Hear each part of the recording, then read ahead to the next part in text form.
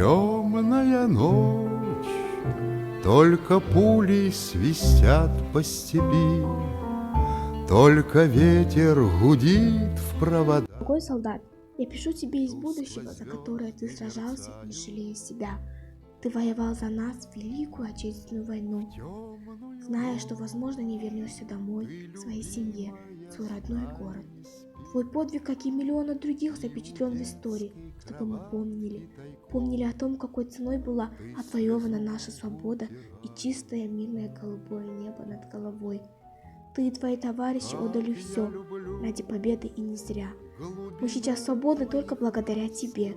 Жизнь – вот цена, которую отдали ты и твои товарищи. Я считаю, что все солдаты олицетворяют собой мужество и храбрость. Без вашей отваги вы не победили бы в войне.